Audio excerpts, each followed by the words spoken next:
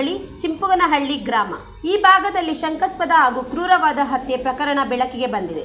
ಅನಾಮಧೇಯ ಮಹಿಳೆಯ ಶವದ ವಿಭಿನ್ನ ಭಾಗಗಳು ಸುಮಾರು 1 ಕಿಲೋಮೀಟರ್ ಅಂತರದಲ್ಲಿರುವ 4 ಕಡೆಗಳಲ್ಲಿ ಪತ್ತೆಯಾಗಿದ್ದು, ಸಾರ್ವಜನಿಕರಲ್ಲಿ ಮತ್ತು ಪೊಲೀಸರಲ್ಲಿ ಆತಂಕ ಹುಟ್ಟಿಸಿದೆ.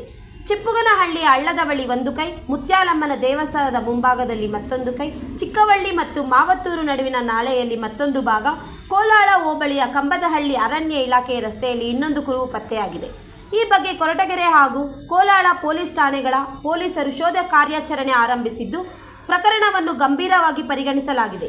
ಪ್ರತಿ ಕುರುಹು ಸುಮಾರು 1 ಕಿಲೋಮೀಟರ್ ಅಂತರದಲ್ಲಿ ಪತ್ತೆಯಾಗುತ್ತಿದ್ದು, ಇದು ಯೋಜಿತ ಮತ್ತು ಕ್ರೂರ ಅಪರಾಧವೆಂದು ಶಂಕೆ ವ್ಯಕ್ತವಾಗಿದೆ.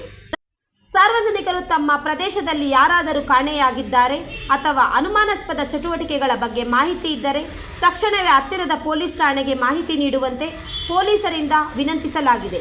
ಈ ಪ್ರಕರಣಕ್ಕೆ ಸಂಬಂಧಪಟ್ಟಂತೆ ಯಾವುದೇ ಮಾಹಿತಿ ಇರುವವರು ದಯವಿಟ್ಟು ಮುಂದೆ ಬಂದು ಸಹಕರಿಸಿ. Bureau report, ರಾಷ್ಟ್ರಧ್ವನಿ news Kannada. ವರದಿಗಾರರು Suresh, Koratagere.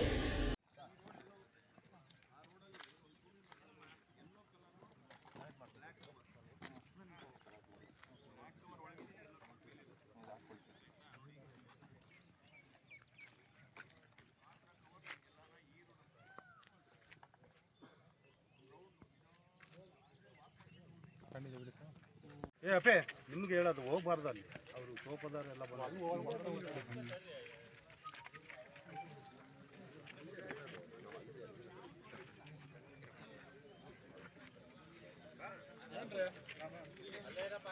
ಬರ್ರಿ ಈ ಕಡೆ ಬರ್ರಿ. ಈಗ ನಿಂತ್ಕೋಗ್ರಿ, ನೀವು ಹೇಳ್ತೀನಿ ವಿಡಿಯೋದನ್ನ ನನಗೆ ಗೊತ್ತಾಯ್ತೇನಪ್ಪ. ಹೇಳಂಗೆ ಪರವಾಗಿಲ್ಲ.